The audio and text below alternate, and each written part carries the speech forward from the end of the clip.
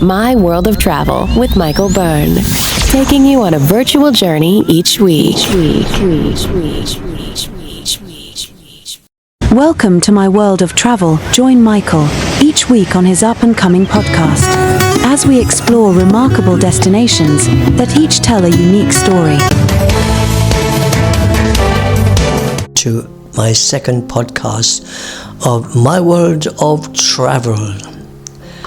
Now, last week we went to my top 12 favourite people, but that doesn't mean that the rest are bad people. It just means that these were the 12 I picked, but I will pick some more a little later on as I bring back the memories. Now, we had quite a few emails, okay, so I had to sort through them because we can't just put everything that comes on the email. Some questions were a bit off, especially for a podcast, but we're going to get through them bit by bit.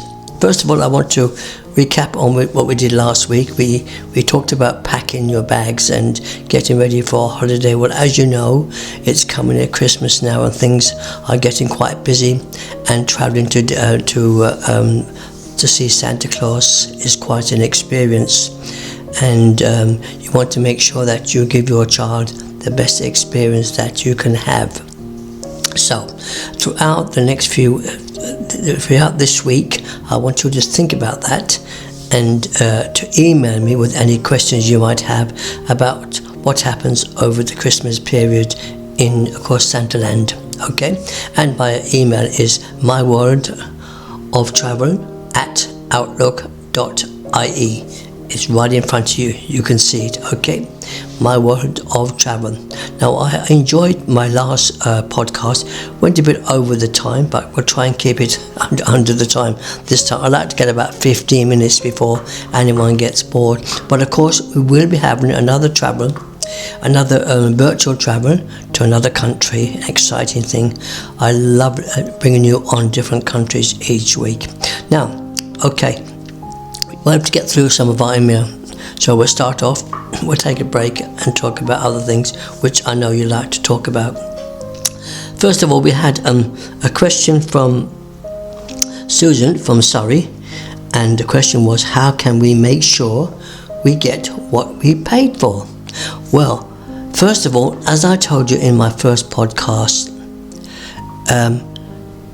research is very important. You won't know what you get. You won't know if you're going to get what you paid for until you get there. That's because you didn't do the research. Now, it's very important for you to do the research. That means looking up online, okay, or going into a shop if you haven't got the internet, which many of you probably won't have.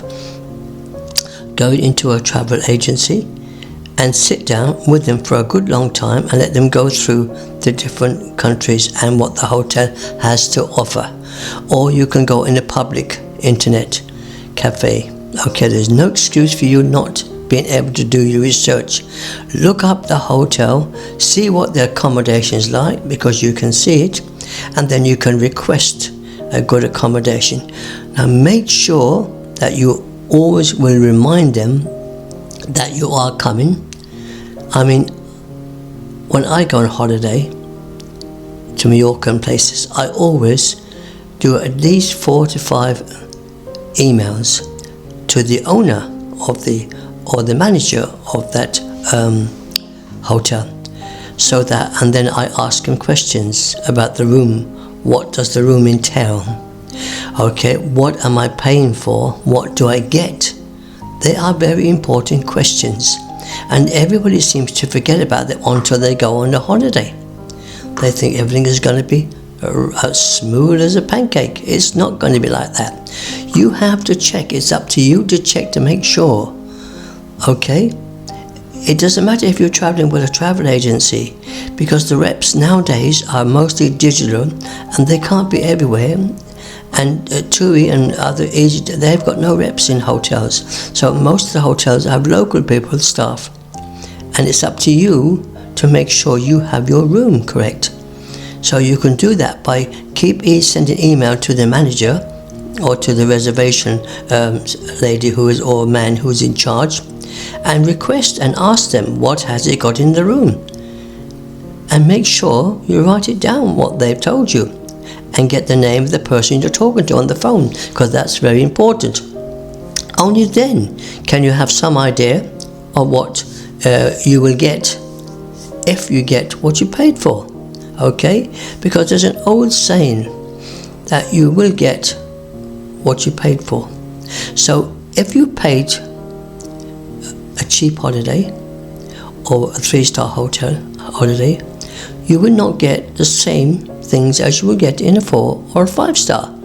So that's obviously, you don't have to ask anybody about that, okay? So that's very important. So that's what you have to think about. Now, also, that's question number 1 from Susan. So Susan, I hope I've answered that question for you.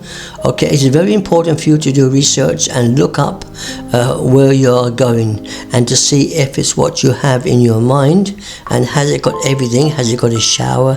Has it got a bathroom? Have you got any difficulties in walking or whatever? You have to check all these things. It's very important. No point in going to the hotel and expecting everything to be sorted out for you, because it won't be, because most of the hotels will be all booked out and they won't have a room for you to change into. Okay, so that's question number 1 from Susan. Now, before we go on to the next question, I just want to remind you about being a rep. It's not easy, okay? And if there's no rep in the hotel, then you will have to make do with the staff that are in the hotel. Some of them are very good and they will answer all your questions, but getting what you paid for is up to you to make sure before you arrive in the hotel. Okay, question number 2 from Jack from Waterford, from Ireland. My daughter wants to be a rep. Is it a hard job? Well, now, that's $1 million question. It depends on what you like. I loved being a rep, okay, and I'm still in the business of being a rep, but locally. But I love it. It's fantastic. But you have to be prepared to be hard-headed, okay, because for everything that happens wrong in the holiday, they will blame you for it. But don't take any notice. It's not that they're blaming you personally. It's your uniform that you're a rep. They assume that you can solve everything. Now, you might be able to help them as much as you can. So that part, you have to be kind of hard-headed, okay, and have a shell around you. Don't take things to heart. The next thing is, of course, you've got to get up very early in the morning. Okay, you've got to start early and you finish quite late. And especially when you do airport duty, you've got to get up at 2, maybe 3 o'clock in the morning, and you're tired, and you went to bed late the night before. You went out drinking with your friends, okay, had a bit too much to drink, so you're a bit of a hangover.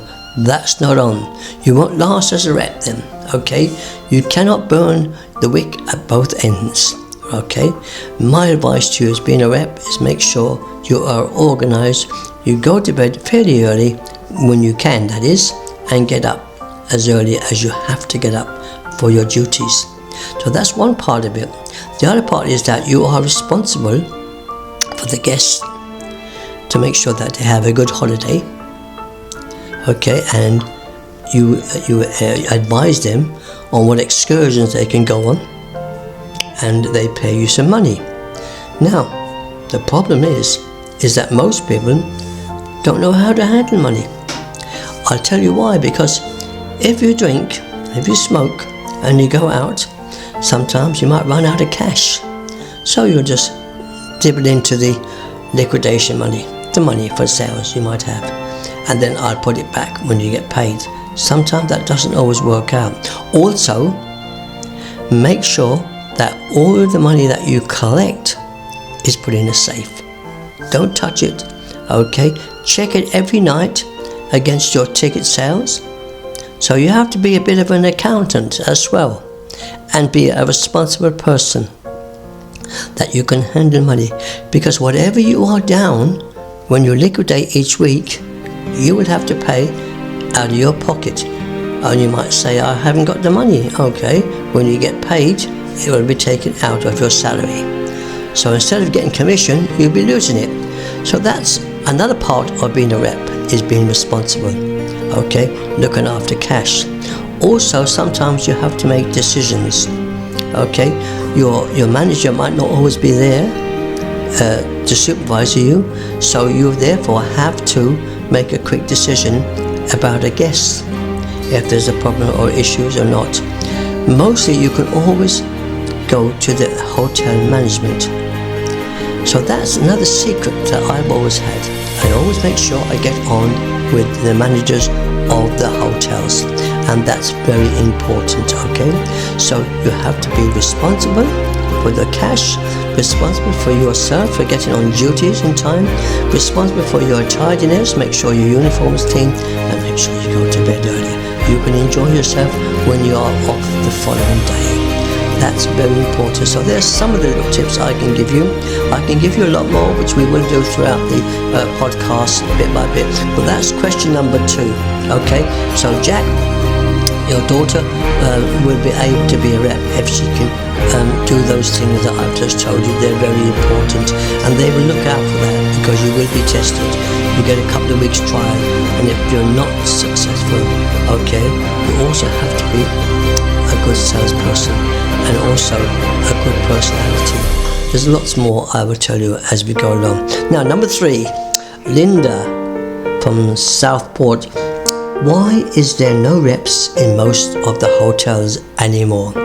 Well, I'll tell you why. Because since the pandemic, ever before the pandemic came, we were fading out the reps. We were getting more digital as we go into the 21st century and even higher. We all go digital. Now that doesn't suit everybody, okay? Now when it says digital, it means you have an app, and that's your rep, that app. That's contact between a live rep. Now most of the reps are no longer going abroad, unless there's a big hotel where they'll employ lots from the UK. Mostly they're local reps. They speak English, okay, and they have maybe 5, 6, 7 hotels to look after, so they won't be able to visit everyone. They might visit one every so often, but you will be on call and you can send them a message. So that's your rep now. It's digital. I know it doesn't work out for everybody. I know that for myself, because here in this country, we say it's very important. They're bringing back some of the reps that have been before locally, who have plenty of experience, to show a lively body, a lively person. If I'm lively, I think I am, okay, and then we can help the guests. And that's very important, because many of the guests are not into digital. I have an app. What do I do with the app? Okay, mostly what you do is when you get to a holiday, you have an app, okay, and you have a barcode. Now, you might not be very digital. Just go to somebody in the hotel and they'll show you where the stand is. It could be for TUI, it could be for EasyJet, whatever. There'll be a barcode, and you scan that with your little iPhone, and then that will give you a pickup time and any information you need. Other than that, send messages, phone, and they will come and collect you. Now, they won't always be there, but they will come sometime during the week, okay, to make sure that you are okay. But other than that, you have to depend on your little mobile rep, which is your app on the phone. So that's question there about why is there no reps in most of the hotels. There is reps, but they are, as you say, robots, iPods, iPhones, okay, that's where they are. But there is a rep there lively in each resort, and they will come to you if they need be. If you really need them, you've got to phone them or send them a quick message and they'll come. So that's the modernization of, that's most of the hotels now, apart from the big hotels where you have animation, stuff like that. I'll go into that another time, okay? Now, okay, Jack from Portsmouth. How can we know what to pack when going away for 2 weeks. Now that is a nightmare because you don't know what sometimes you have to pack, whether you pack too much or too little. So my idea is to think about this. If you're going to a hot country where there's a nice climate, you only need to bring one set of warm clothes. The rest can be shorts and things like that. Always bring dress shorts or a suit or pants and a nice shirt and stuff like that, and the ladies the same for when you are going to a restaurant or something like that, because some hotels don't like you going into a restaurant with shorts on you, especially summer shorts. If you have dress shorts, it's okay. So you have to think about that and think what you would need. Mostly you wouldn't need very little. Okay, you can get most of the toothbrushes and things like that. Just bring the very little light pack as much. Otherwise you end up paying loads of money at the airport for things that you will never wear or never use. Okay, it's pointless you bringing loads of big jumpers and pants and trousers and tracksuits if it's going to be sunny out. Shorts is what you need, a couple of pair of shorts, okay? You can change them. Some of the hotels do laundry. You pay a couple of bucks, okay, whatever currency is in that country, and they will wash them and dry them for you, and they will also iron them and hand them back to you in your room, okay? Most of the hotels do that anyway. Or there's a laundry just down the road where you can put your bundle washing in. So you don't need to bring a lot, please. Just pack what you need because it's less unnecessary. You bring back stuff. Now, things like towels, for instance. You don't need to bring towels with you. They're extra weight. And that means you have to bring them back. And maybe they might be a bit wet, so they're extra weight. You can buy cheap towels out there in the resort and leave them behind for the cleaner on your room. She'll be quite happy with them. She'll take them home to her family. Okay, no problem.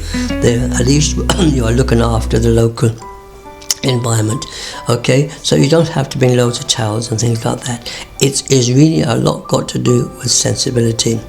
In the next few weeks, I'm going to put together an idea, okay, of what you should pack in a suitcase.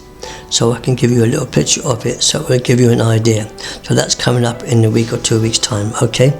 I'll get that organised for you. Okay, so that's from Jack from Portsmouth. Now, next one, Mary from Dublin.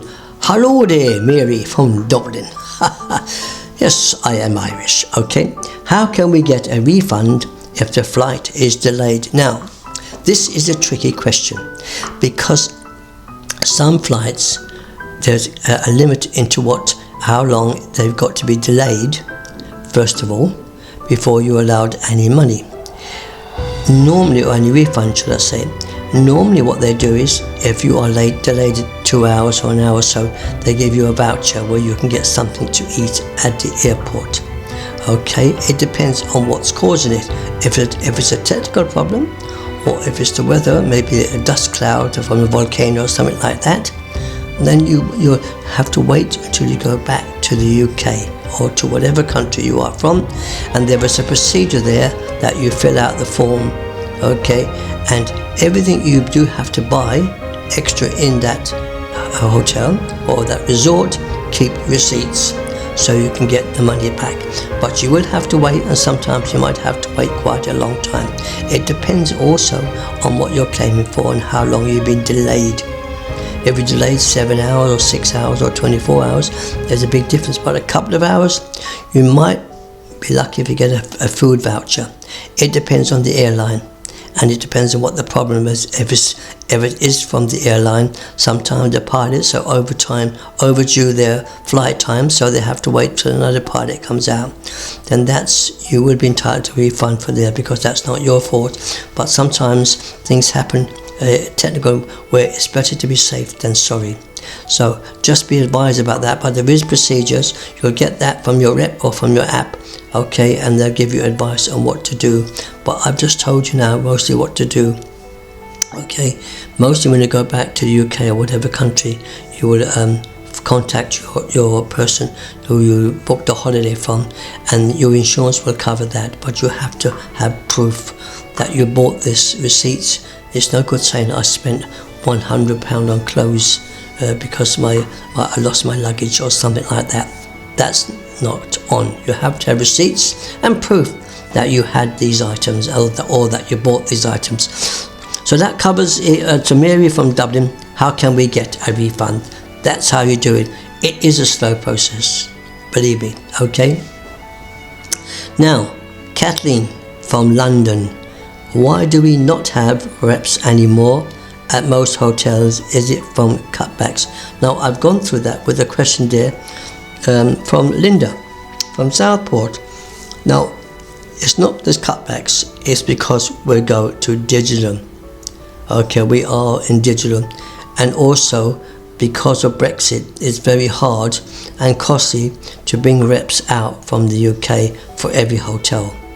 So what they do is they employ local reps who speak English, okay, and they look after maybe 5-6 hotels or so and so. But they do bring out the English, okay, or the Irish, especially the Irish. They bring them out for entertainers, children's reps, okay, and also sports and stuff like that. So they go out into the big hotels where you might have 30 of a staff, okay, from a particular company. So that does answer that one, okay. Why do we not have reps from Kathleen? That might be a bit short, Kathleen, I'm sorry about that, but that's because we've already answered that mostly with Jack from reps, with Jack from Waterford. Now, Marine from Wexford. Marion from Wexford, can my daughter who is 18 get a job with a tour operator shop? Now that's a different kettle of fish, because it's not like being a rep. You go into any job, you go in for an interview. If there's a vacancy outside the shop, you go in and they'll interview you. And I worked actually 3 or 4 weeks in one of the shops in Ireland. And what they'll do is they'll go in and first interview you. And if you get the job, you get it on a trial basis. And they'll learn you all the rules and regulations, because there is a lot to do, because you're selling holidays, and that's very important, okay? And also you're dealing with customers, and you have to give the right information. So they will interview you. If you get the job, you'll be on a trial basis for about 5 or 6 weeks, and they'll train you while you are working. Okay, you'll be getting paid, of course, and they'll train you while you do it, and then you'll be tested at various stages on the phone, not just the phone, but the iPhone, but also your laptop or your computer in the shop. You'll be tested out, okay, and to see how you get on at various tasks. So that's how you get a job, Marion in Wexford. Your daughter, if she's 18, she can apply for a job just like any job, okay? But it's enjoyable, you can sell, but it is hard work, because you are pushing to sell holidays, and there's so much competition out and about now. But that's the kind of job I love. I love being competitive. Okay, that's in me. Since my young days, says he. Okay, now we have number 8 question from Keith from Sutton. When you do not get a sea view, are you booked? After you booking it, should I look for a refund? Now, this is a catch-22 situation, because I've dealt with this a lot of people.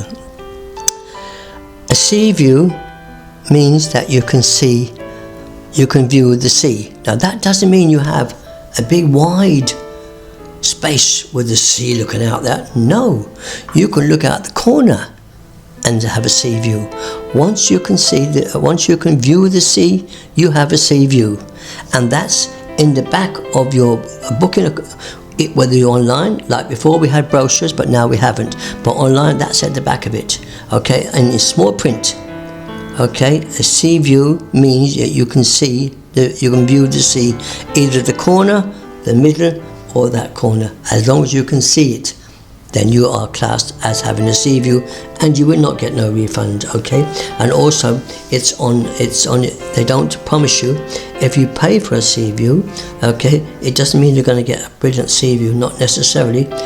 Sometimes you will, but just in case you try to get a refund, you won't be able to get a refund, because you've actually viewed the sea. Okay, it can be any corner, doesn't matter. Okay, so that answers that question. Now, Jennifer from Glasgow. I'm still waiting for my refund after my flight was delayed. Well, we've gone into that in previously about that refund, you will wait for a long time. You will wait for a while. It depends on the company you're dealing with and your insurance, okay?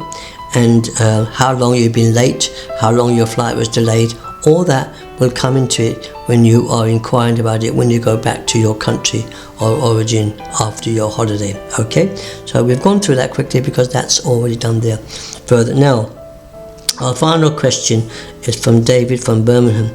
Now, what happens when you leave a camera behind in a hotel? Now, 9 times out of 10, it's gone, isn't it? Because where did you leave it? You don't know that. Now, sometimes they have CCTV camera and they can look back for you, okay? But if you're in England or you're back in your country and you've left your camera behind, you've got a couple of options to phone. Phone the hotel. Normally the hotel would look for it and find it, if it wasn't stolen, of course. They would find it and put it in lost property at the back of the reception. And if you phone the hotel quickly enough, after you remember it, then they will look for it and see if it's there. Now, if it is there, you will have to pay for it to come back, for them to send it to you, okay, by PayPal or whatever, but you will have to pay for it. And also, I will tell you, sometimes I was talking to a guest there a few weeks ago, and they had to pay extra money from the insurance when they got to the country. For import tax, they had to pay an extra money, so it cost him a lot more than what it would have cost if he hadn't lost it. And sometimes it can cost more than the camera. It depends on how good the camera is, of course, or the same with an iPhone or whatever. Okay, well, that's the most important. I think I've answered most of the questions there, and thank you very much for sending those. Or don't forget, the email address is myworldoftravel@outlook.ie. Write down your questions, and please do try not to repeat the same questions that I've answered again, okay? Think about what you really want to understand, and if there's any questions you want me to ask about job-wise, I can go into more detail for you, no problem whatsoever. We've just gone through, it's my second podcast, so we've just gone through, I had about 25 emails altogether, but I will answer some more next week, okay, the ones that I haven't asked already. A lot of them I skipped because they were repeats, as you can see there, some of them, okay? So try to get as much information down on your email, okay, and send it only to the email. No Facebook. I will not be replying to Facebook or to my other company will say, or not company, I say a YouTube channel, okay? I won't be replying to him on YouTube channel.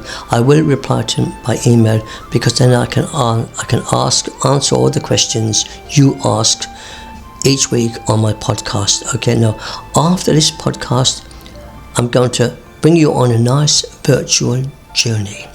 Now, I'm not going to tell you where you're going, but it will be a surprise for you. But it will be a nice country, okay? And it will give you little information about tips about that country. So I want to thank you for staying with me, and I do apologise for being a bit late, but I have been quite busy the last few days. Okay, I'm writing a book too at the same time, so doing so many things, but I love it. Now, I'll say bye for now. Look after yourself, have a fantastic week, and remember, get those emails jotting down. Think about what you want to do, whether it's a job-wise, okay, or advice about holidays, whatever. You send them in to me, okay? Now, I'm going to say to you, I have to leave you and love you. I'm going to hand you back over now. Shortly, you'll be going to our virtual journey. In the meantime, have a nice week. Look after yourself, and I'll see you next week. Please God, bye for now. Thank you very much indeed. My World of Travel with Michael Byrne, taking you on a virtual journey each week. Welcome to Turkey, a fascinating country that bridges two continents, Europe and Asia. Its strategic location has made it a significant cultural crossroads throughout history. Turkey boasts a rich cultural tapestry woven from various traditions. From art and music to lively festivals, the diversity of its heritage is truly captivating. No visit to Turkey is complete without indulging in its world-famous cuisine. Dishes like kebabs, baklava, and meze tantalize the taste buds, complemented perfectly by traditional tea and coffee. Step back in time as you explore Turkey's remarkable historical landmarks. The grandeur of Hagia Sophia, the opulence of Topkapi Palace, and the ancient city of Ephesus are just a few of the must-visit sites. Turkey is blessed with stunning natural wonders. From Cappadocia's fairy chimneys and Pamukkale's dazzling terraces to the serene coastlines of Antalya, the beauty of the landscape is simply awe-inspiring. Understanding local customs can enhance your experience. In Turkey, greetings often involve a handshake or a kiss on both cheeks, and it's crucial to be aware of dining etiquette when sharing a meal. Familiarizing yourself with the Turkish language can help you connect with locals. Here are a few basic phrases that might come in handy during your travels. Navigating Turkey is easier than you think. With domestic flights connecting major cities, reliable public transport, and car rental options, you'll have the freedom to explore. To ensure a safe and enjoyable trip, it's important to stay informed about areas to avoid and to consider travel insurance for peace of mind. As we recap the wonders of Turkey, remember to plan your itinerary wisely. Whether you're visiting for the history, culture, or culinary delights, there's something for everyone in this captivating country. I used to live in darkness. My World of Travel with Michael Byrne, taking you on a virtual journey each week.